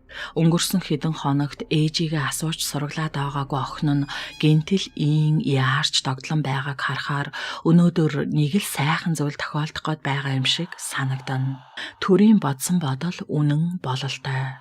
Эмч түүнийг тасаж очоод эхнэрийнхэн талаар таатайхан мэдээ дуулгав. Цэцэг эли балаа зүйл яриад хашгичж орилгоо болж хань ижил үр хүүхдээ эрүүл хүний ухамсараар намуун тогтуухан асууж сургалсан гин. Өмнө нь гаргаж байсан галзуу солиотой үйлдэлээсээ уучлалт гуйсан. Өлгий цагаан цамцнаас нь цэцгийг чөлөөлсөн гэд гой сайхан мэдээнүүд төрийг угтлаа. Цэцгийн өрөө рүү яваад ороход хайрт хань орон дээрээ өндийгөөд суужээ. Охиноо хараад инех гэж хүчлэх нь эм тариандаа л жаахан түүрцснийх биз. Бусдаар бол сайхан болжээ.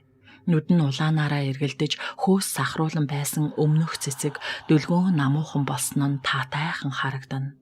Цаг гаруй хамтдаа байхад сүнс чөтгөрийн талаар нэг ч үг унахсангүй. Төрч сэтгэл хангалуун байж өөрийн хийсэн үйлдэлдээ өөрийгөө зөвтгөн суун. Ингээд уулзалтын цаг дуусаж аав охин хоёр явах болов. Өрөөнөөс гараад явж байтал саран гүнж охин ээж рүүгээ буцаад гүйчихлээ. Ээжийнхээ ингэрт тэврүүлэн байхдаа охин "Ээжээ, та хурдан эдгээрээ. Зулсарын ээж таныг хүлээж байгаа. Та зулсарын ээжэд туслаач." Ээж нь мэдэж байгаа. Миний охин чимээгүй. Эмч сонсвол чамайг энд хорчхон шүү. Зулсарын ээжэд намайг удахгүй очлоо гэж хэлээрээ. Гээд охиноо үнслээ. Энэхэн мөчөд төр өрөөнд орж ирээд охиноо дагуулan гарахад саран гүнж ээж рүүгээ эргэж хараад долоовор хурууга уруулдаа хүргээд чш гэсээр инээмсэглэн гарч явлаа.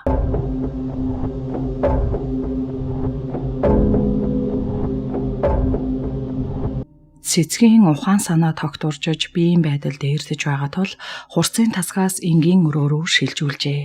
Эмийн болон сэтгэл зүйн эмчилгээг хавсран хийлгэж байгаа нь эмнэлгээс тун удахгүй гарнаа гэсэн үг.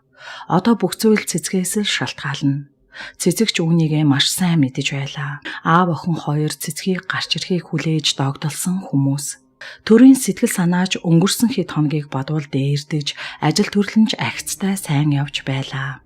Ганц хоёр шөнө хар дарж зүүдлэхийг стооцвол бүх зүйл сайхан. Эхнэрээ эмнэлгээс гарч ирэхэд нь гэрт уйдаж суулгаад яахав гээд жижиг машин авч бэлдэв. Ядчил хотын төв орж найз нөхдөдөө уулзаад цагийг хөвгөлтөө өнгөрөөвөл эхнэрт минь л тустай хэмээн боджээ. Өдөр хоногуд өнгөрч цэцгийг эмнэлгээс гарч ирэхийн өмнөх өдрийн орой аав охин хоёр дээр гинтийн зочин ирэв. Уг зочин өөрийгөө байшингийн эзэн буюу Зулбаяр захирлын туслах хэмээн танилцуулж бүхэл өрөө болон тохой бүрийг нэг бүрчлэн ажиглан алхасаар яг яах гэж юуны талаар ярилцах гэж ирснийг нь ч ойлгоогүй төр чимээгүйхэн түүнийг дагна. Гэвч 3 давхар руу гарахдаа Зулбаярын туслах төрийг доор үлдэхийг хүсэж цааш ганцаараа явлаа. Тэнд яг юу хийгээд байгааг нь мэддэхгүй ч хэн нэгэнтэй уцаар ярьж буйн сонсогдоно. Удалгүй аав охин хоёр дээр ирээд гэрээнд зааснаар та нэг давхрыг бүхэлд нь мөн 2 давхрын унтлагын өрөөг л ашиглана гэсэн заалттай. Гэтэл та гэрээгээ зөрчиж, байшингийн бүх өрөөг ашиглаж гэрээний заалтыг зөрчсөн тул яг одооноос эхлээд гэрээг дуусгар болгож байна. Таныг нүүхэд зориулж 3 цаг өглөө. Гүй бид өрөөнүүдийг ашиглаж сүйд болоогүй л юмсан. Өдөш оройгоор айлд ирээд гинтхэн ийм шийдвэр гаргаж болохгүй штэ. Би захиралтай чи ярил л да. Уучлаарай. Та нүүхтэй бэлддээ. Ингэсээр өнөөх залуу гарч явлаа. Гинтийн энэ байдал төрд эвгүй тусаж байшингийн эзэн рүү өөрийн утаснаас залгавал холбогдох боломжгүй гэлээ. Нэгэнтэл шийдвэр нь гарсан юм хойно юуг нь ч хүлээх хэвдээ. Тэгээд ч төр тэндээс нүүх болсондоо гаднаа дургуутсан байгаа боловч дотроо битүүхэндээ баярлаж байлаа. Ингээд хаусны барилга дээр байрлан ажиллах ажилчид руугаа уцтаж тэндээс 3 биш 2 цагийн дотор амжаад нүүлээ. Зул баярын туслахыг дуудаж түлхүүрийг нь өгөөд байрыг нь бүрэн бүтэн хүлээлгэн өгч зөрүү мөнгөөч тэр дорн авчихлаа. Өнөө шөндөөл охинтойгоо хамт ажил дээрээ хончхоод өглөө эртлэн босож түр амьдрах байр олох ёстой гэсэн бодол тээсээр түр амарлаа. Ажилтайгаа ойрхон гэж өөрийгөө бодох бус эхнэр хүүхдээ бодох нь чухал юм а гэдгийг ухаарсан түр тэдний аюулгүй байдлыг хамгаалах үүднээс айл хөрш хүн зан олонтой байр сонгохоор болов. 21 хоног ээжтэйгээ уулзаагүй саран гүн жохон эмнэлгийн үүдэнд ээжигээ тэврээд мэгшин уйлна. Цэцэг эм тариандаач тэрөө сэтгэл санааны тогтворгүй байдлаас ч тэрөө царайн цонхиж нүд нь гархлаад ядрангүй нэгэн болжээ. Гэхдээ л цэцэг энэ хідэн хоногт их зүйл бодож тунгаан хоошот хийх зүйлээч төлөвлөсөн байлаа. Өнөөх байшингаасаа өчигдөр хөөхтөх нь холгүй нүүсэн талаар ярил цэцэг их л дурамжхан хүлээн авч төрөөс байшингийн эзний дугаарыг авч залгалаа. Бас л холбогдсонгүй. Миний хайр чин тэндээс нүүе гэсэн хүн байсан да. Юу болоод бодол нь өөрчлөгдөв? Нүүх яах вэ? Гол нь орой үчийн цагаар жаахан хүүхдийг өмссөн хувцас эд хогшилтоон хөөн гэдэг чинь юу гэсэн үг юм бэ? Азар бид нарт очих газар байсандаа гайгүй өнгөрлөө штэ. Биднээс өөр хүмүүс байсан бол яах байсан? Химэн нилээн цуулдангуй байхад төр миний хайр тайвширдаа. Юунд ингэж бохондно? Эмнэлгээс дөнгөж гарчхаад ингэж болдгоо юм шүү дээ. Айгүй бол нөгөө өвчин чинь уг нь би эрүүл саруул хүн юмсан. Дахиж намайг эмнэлэг рүү зөөвөрлөөд үзээрэй чи. Гэхдээ чи санаа зовлтгүй. Дахин тийм зүйл болохгүй. Ингэсээр цэцэг дуугаа хурааж төр чимээгүйхэн машина барьсаар явна. Цэцэг эмнэлэг твцсэн эхний 7 хоногт өөрийгөө эрүүл саруул гэдгийг нотлох гэж зөндөө оролцсон боловч хинч түүнд итгэхгүй болохоор дээд цэгтээ хүртэл бухимдсан. Энэ нь өөрт нь сөргөөр нөлөөлж байсныг 2 дахь 7 хоногоос мэдэрч аль болох тайван байж өөрийгөө хянах зөв юм а гэдгийг ойлгожээ. Гэхдээ түүнд ер бусын далд хүч нөлөөлсөн юм. Хүчтэй тарианд мансуурч шөнийн уртад тарчлан байхдаа хэсэг дуг хийх зуур зүүдэнд нь надад туслаач гэх бүсгүй хүний ядарч туйлдсан дуу хоолой үргэлж сонсогдож иржээ. Замын турш төр цэцэг нар хоорондоо олигтой үг солилцсонгүй. Хин нэгэн дуурах гэхээр л байдал буруу тийш эргэчих гээд нэг л эвгүй. Саран гүн жохон энэ хідэн хоногт ээжигээ дэндүү их сансан болохоор ээжтэй эрхэлж наалтна. Ээж нь ч охиндоо өөрийн сэтгэл зовсон байдлаа үзүүлэхгүй гэсэндээ хөвгөлтэй зүйл ярьж охиноо инээлгэж баясгах нь төрд сайхан байлаа. Гүнж нарынхаа инээд баясал аз жаргалтай байхыг дэрэгдээс нь хараад явхад сэтгэл санаа сэргэж ирч хүчээр цэнэглэгдээд байх шиг санагдана. Одоо харин тэдэнд бэлдсэн бэлгээ задлах цаг болжээ. Явх учиртай замаасаа хазайн өөр тийш иргэснийг ээж охин хоёр төдийлөн анзаараагүй байсан бөгөөд төрийг зогсоход хаана ирснээ харвал 16 давхар байрны гадаа иржээ. За, миний гүнжүүд буугаарай. Хана энд бууж яах гэсэн бэ? Та хоёртоо үзүүлэх юм байна. Намайг дагаад яваач. Ингэсээр хамтдаа дотгошоо орлоо. Лифтээр дээш 5 давхарт гараад халааснасаа түлхүүр гарган ирж цэцгийг онгоолгож орохыг хүсэв. Хаалга онгоолгоод ороход 2 өрөө байр. Өөрсдийн гих бүхэл тавилгаа оруулаад хөөхөн тогтжуулжээ. Цэцэг энэ бүхнийг үзээд баярламаар байвч нэг л харамж байдалтай. Хана бид одоогоор мөнгө муутай байгаа штэ. Охин бит хоёр танаа ажил дээр байхад болно. Анх хоёулаа барьж байгаа байшиндаа амьдраад явж л байсан штэ. Тэр үед чинь хоёулаа байсан. Одоо гуруулаа болсон болохоор багтахгүй. Химэн инээмсэглээд үргэлжлүүлэн чи минь мөнгө төгөргөнд бүү санаа зовоо. Тэгээд ч би ихний санхүүжилтээ авчихсан. гээд худал ярьж хав. Төрд ингэж худал хэлэх шалтгаан нь өнөөх жижиг машинаа цэцэгт өгөх үед түүнийг баахан мөнгө төгрөг яриад авахгүй байх гэсэндээ л ийн ярьжээ. Пөөх, үний юм уу? Ямар гоё юм бэ? Энэ байр тэгээд үгүй дээ харин. Одоохондоо энэ байр төрөөс их намраас л өөр ингэсэн байртай болно. Харин чиний юм гадаа байгаа. Аль бүгдээрээ гарыг гэлээ. Юу юм болдоо гэх гайхсан хүн байрны гадаа гарч ирвэл зогсоол дээр цагаан өнгийн Прус 30 машин түүнийг угтан авлаа. Энэ тэгээд үнэхээр манай машин гэж үү? Тийм ээ хайрт минь. Өнөөдрөөс эхлээд охинтойгоо хоёулахна гэртээ байх шаардлагагүй боллоо шүү дээ. Миний хайр найз нөхдөдөө уулз. Болж өгвөл өнөөх гоо сайхны бүтээгдэхүүн хүргэх ажлаа хийсэн ч болно штэ. Баярлалаа хайраа. Миний охин харж гин үү? Аав нь бид хоёрт машин бэлгэлж байна. Гэвэл охин нь ээжийнхээ гараас атгаад би мэднэ. Аав бид хоёр хамт явж авсан. Би энэ машиныг сонгосон юм чинь гэхэд аав ээж хоёр нь гүнжихэн охиноо өмсөж нэгэн гэр бүлийн аз жаргалтай хизээч мартагдашгүй торгон агшин үргэлжлэн байлаа. Эхнэр нь эрүүл сарвал болж охин нь ээжтэйгээ хамт байгаа нь төрийн санааг амрааж тэр хэрээр төр өөрийн эрхэлсэн ажилдаа шуурхайлан орж ёстой л нэг галыг асааж усыг урсгаж сэтгэл тэнгэр ирч хүчтэйхэн ажиллана. Ажлын шаардлагаар оройтоод харахад халуун хоол, элэг бүтэн гэр бүлийн гишүүд инээмсэглэл дүүрэн угтана гэдэг бол аз жаргал. Төрдөл бүх юм сайн сайхан өрнөж буй мэд харагдаж байгаа болохоос цэцэг сэтгэлдээ өөр нэгний зовлонг нэмгэлж сэтгэлийг дэвтээх гэж зүрхэндээ гуниг харуулсал оюун ухаандаа эрэл хайгуул хийж яваа нэгэн болсон билээ. Төрийг ажилд явсан хойгуур шинэхэн машин авнаж охиноо дагуулад өнөөх байшингийн ойр хаваар эргэлдэн. Дэлгүүрийн худалдагч бүсгүй цэцэгтэй нэгдсэн бөгөөд тэдэн хоёр байшин руу нэвтрэх арга хайсаар. Байшингийн эзэн Зул Баяр анхны эхнэрээ өөрөө хөнөөсөн байх магадлалтай бөгөөд энэхүү байшинд ямар нэгэн нотлох баримт бий гэдэгт хоёр бүсгүй итгэл төгс байлаа.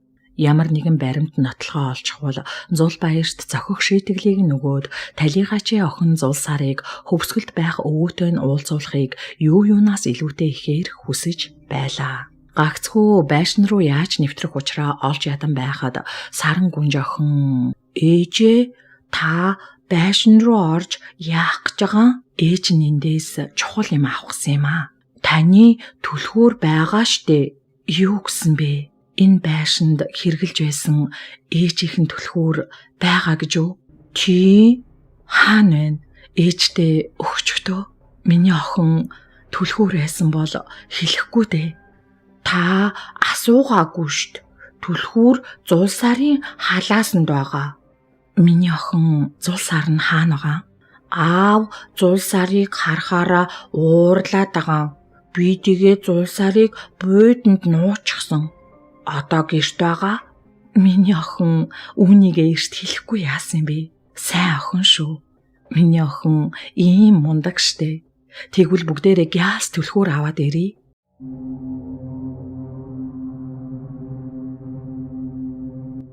Дэлгүүрийн худалдагч гэх бүсгүйг болор гэдэг бөгөөд тэрбээр талигаач сарантай хамгийн ойр байсан хүмүүсийн нэг болохоор цагдаа дээр хид хідэн удаа дуудагдаж мэдүүлэг өгсөн. Талигаачийг ойрын хит хоног үзэгдэхгүй байна гэж Зул Баярт дуулгасан. Болроос сонссон даруйда цагдаад дуудлага өгч хөндлөнгийн гэрчээр болрыг байшин руу дагуулж орсон гэд тэрбээр энэ хэргийн бүхэл зүйлтэй эхнээс нь хамт байсан хүн.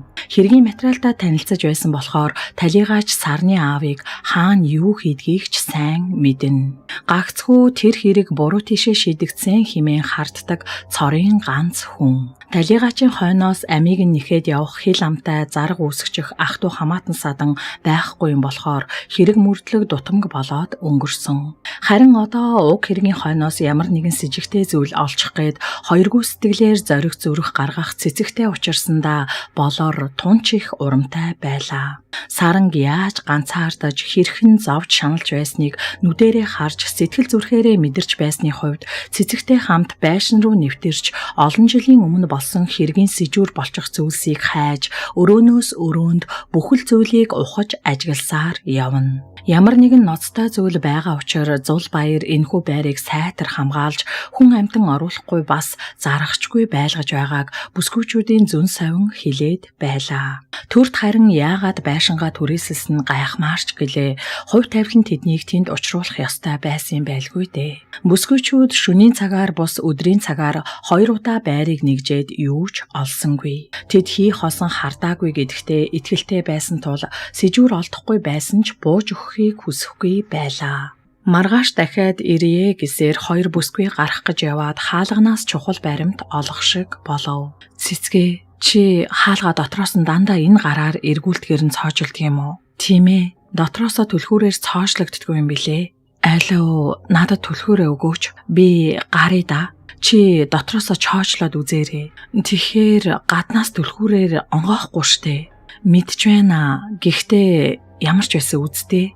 Гисээр болор гарч гаднаас баахан түлхүүр эргүүлж үзлээ. Болор орж ирээд нэг зүйлийн учрыг олсон бололтой бид баримт олчих шиг боллоо. Хэрв энэ хаалга дотроосоо төгжигддэггүй юм бол талигачиг өнгөрөхөд гэрт хэн нэгэн хүн түүнтэй хамт байсан нь тодорхой. Цагдаад дуудлага өгөөд би хөндлөнгийн гэрчээр хамт очиход Зулбаяр хаалгыг түлхүүрээр онгойлгож байсан. Би маш сайн санаж байна. Болроо. Гэхдээ энэ чинь хангалттай нотлогоо биш байхаа. Өөр илүү ноцтой зүйл байж л байгаа. Хойлоо тэрийг л олмоор байна. Энэ чинь бас л чухал баримт шүү дээ. Тийм л дээ. Гисээр тэд дараагийн төлөвлөсөн газар руу явлаа. Зулбаярын гэрийн үүдэнд 2 бүсгүй хэсэг зогслоо. Тэдний төлөвлөгөөгөөр цэцэг гэрлүүн орж Зулбаяртай талигачийн ойрын төрлийн хамаатны дүрээр түүнтэй уулзах юм. Ямар нэгэн алдаа гарахгүй тулд хэлж ярих үгээ сайн бэлдэж байгаад цэцэг урагш алхлаа. Болор сэтгэл түгшин түүнийг хүлээн. Энэ удаа Зулбаяр гэртээ байгаагүй бололтой цэцэг сэтгэл дундуурхан гарч ирээд болрын хамт машинд суутал арын суудал дээр байсан Сарангүнж охин алга байхыг олж харлаа. Сандарсан бүсгүйчүүд тэрүүгээр нэг гүйсэн хүмүүс. Байрнаас нэлээд зайтайхан байх цэцэрлэгийн хашаанд хүүхдүүд тоглож байхыг хараад бүсгүйчүүд тийш гүйлдэн очвол Сарангүнж өөрийн үеийн бяцхан охинтой хүүхэлдээгээрээ тоглож суух нь тэр. Охиноо хараад тайвширсан цэцэг тэдэн лөө аажуухан дөхөж очиход охтын хоорондоо ярих яриа сэтгэлийг нь хөдөлгөөд авлаа. Чи удахгүй ээжтэй болно. Аав маань чам шиг ингэж ярьдаг л юм. Чи хөөхий нэх юм а. Чи ааваасаа асуучих. Хоёлаа манад очиж тоглоё. Надад зөндөө тоглоом байгаа. Хөөх, тийм үү? Надад тоглоом байхгүй. Би явмаар л байна. Даанч аав намайг явуулахгүй. Удахгүй аав маань ирнэ. Би төгөлдөр хуур тоглодгийн байхгүй юу? Төгөлдөр хуур ингэж юу юм? Чи мэддгүй юм уу да? Ийм юм байдгийг штэ. Ингэсээр үл таних жаахан охин элсэн дээр төгөлдөр хуур зураад Сарангүнжид тайлбарлан байхад тэдний зурсан зурган дээр хин нэгний сүүдэр тусаж охид дээш үндийн харвал охины аав миний охин явах уу да? Аав нь жаахан хоцорчихлоо. Хоёлаа хурдлахгүй болохгүй нэ. За аава. Ингэсээр үндээж аавынхаа гараас хөтлөн явах охин Сарангүнж рүү гараа даллаж байлаа. Дэрэгдээс нь бүхнийг харж зогссон цэцэг миний гүнж найзтай болсон юм уу? Тийм ээ, Зулсаар ингэдгийн. Энэхүү нэрийг сонсоод цэцэг цочирдох шиг болов. Зулсаар охины аавыг ирж явааг төрүүлэн харсан болор тэднээс хэдийн холдож өөрийгөө далдлаад амжсан хүн гүйхээрээ цэцэг дээр ирээд сая ирсэн хүн чинь Зулбаяр шүү дээ. Тийм гэж үү?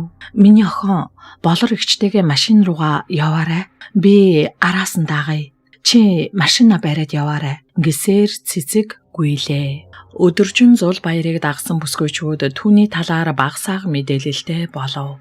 Ямартай ч тэрбээр одоохондоо албан ёсны эхнэргүй. Харин уулзаж учирдаг бүсгүйчүүд ганц хоёроор тогтохгүй нэлээд их байдгийг нь ч мэдээд авлаа. Нэгхэн өдөр дагахад хоёрч бүсгүйтэй их л дотн уулзаж байгаа харагдсан. Болрыг гэрт нь хүргэж өгөөд гэрлүүгээ яаран ирж төрд хоолунд бэлтгэн. Гэтэл энэ удаа төр ажил дээр хонох болсон талаар сонслоо. Цэцэг ноутбукээ дэлгэж интернетээр Зулбаярын талаар мэдээлэл хайн байхад Сарангун жоохон өрөөнд орж ирээд ээжээсээ тусламж хүснэ. Аавыгаа ирэхгүйг дуулсан охин хүүхэлдээнийхээ хувцсыг тайлж угаах болжээ. Ээж нь ч охиныхоо гуйлтыг биелүүлэх гээд хүүхэлдэйн хувцсыг нь тайлна. Хүүхэлдэйн ар нурууг хаалга хэлбэртэй онгоодгоор зүсжээ. Нэгэд үзвэл өврийн дэвтэр гар утас бас хид хідэн боолт, зүйлт, үсний дайх гэх мэт зүйлс байлаа. Өврийн дэвтрийн эхний хуудсыг харавал талигаач сарны өдрийн тэмдэглэл байлаа. Бүгдийг нэг нэгэнгүй уншиж байхдаа ямар их зовлон дарамтанд ор амьдарч байсныг нь мэдэв. Гар утсыг асаах гэсэн боловч чадаагүй бөгөөд таарах цэнэглэгч гэрт нь байсангүй. Болорлоо утастаж охиноо дагуулсаар түүн рүү очлоо. Гар утас 4 жилийн өмнөх тул таарах цэнэглэгч одоо цагт алга байгаа тул батарейг нь салгаж цэнэглэлээ. Утас цэнэг орох хооронд талигаачийн өдрийн тэмдэглэлийг уншихад түүн дээр бичсэн бүхэн бүсгүйчүүдийн нүдэнд харагдах шиг боллоо. Гар утсыг асаач нэгчгэд хэргийн зангилаа шууд л тайлагдав. Тэрхүү утаснаас ердөөл 2хан дугаар руу залгадаг байжээ. Мэдээж хамгийн их залгадаг дугаар Зулбаярынх. Өнөөх дугаар нь 2-3 хоногтоо нэг залгаж ярьдаг аавынхан дугаар байлаа. Дуу бичлэгт 30 гаруй бичлэг байна. Хамгийн сүүлийн буюу цагдаад дуудлага өгсөн өдрөөс 10 хоногийн өмнө бичсэн дуу бичлэгийг сонсоод бүх зүйл тодорхой боллоо. Тэрхүү бичлэгдэр Зулбаяр хаалга онгойлгохыг шаардах бөгөөд саран хаалга тавихыг хүсэхгүй байгаагаа илэрхийлнэ. Охиныг минь авчирвал хаалга тайлнаа. Тэгээд ч би чамтай ярилцах хэмжээний эрүүл биш байна хэмээн тайлбарлана. Цаана нь хаалга тогшох чанга чимээ сонсогдсоор саран бүүийн дуу дуулж хүүхэд бүүэлээд ч байх шиг бодвол өнөөх хүүхэлдэйг бүүэлсэн байх л та. Миний охин битгий айгаарай. Ээж нь аавтай ярилцаад хурдхан шиг явуулъя гэсээр дуу хураагуур дуусжээ. Энэ нь хүүхэлдэйнд уцаа нуугаад хаалга тайлсан нь ойлгомжтой байлаа. Үгүй гэхийн аргагүй баттай баримт нотлохоо олсон бүсгүйчүүд маргааш өглөө хүлээлгүй шууд л цагдаагийн газар руу явцгаав. Ингээд Зулбаярын 3-4 жилийн өмнө үйлдсэн хүн амны хэрэг илчлэгдэж зохих ёстой шийтгэлээ хүртэх нь тэр. Ер бусын хачин жигтэйхэн зүйлийн учир тайлагдаж хэргийн буруутан олдсноор үйл явдал дууссангүй. Төр тендерийн загварын 2 байшингаа барьж дуусгаад хөрөнгө оруулалтаа ч авлаа. Болор цэцэг гих хосолсон сайхан нэрстэй бүсгүйчүүд Сарангун охиныг дагуулan Төв аймгийг зорлоо. Нэгэн өвгөнтэй утсаар ярьсаар Төв аймгаас урагш байх Эдлэн маягийн гойхон тогтчлттой 2 давхар байр руу ирлээ. Тэднийг өвгөн эмгэн ач охиныхаа хамт угтан авлаа. Эдгээр 2 хүн бол Зулбаярын аав ээж бөгөөд бүсгүйчүүдтэй ярилцаж тохирсон зүйл байжээ. Хүүгээ ийм муухай зүйл хийсэнд хүүгийнхээ өмнөөс маш их харамсаж болдог бол тэнэгхэн хүүгийнхээ өмнөөс ял үүрхэд ч бэлэн байсан буурай хөгшөд. Бяцхан огтож бие биенээ хараад бөөм баяр. Мөрдөн байцаалт шүүх хурлын үеэр охид нилээн хэд хоногийг хамтдаа өнгөрөөсөн.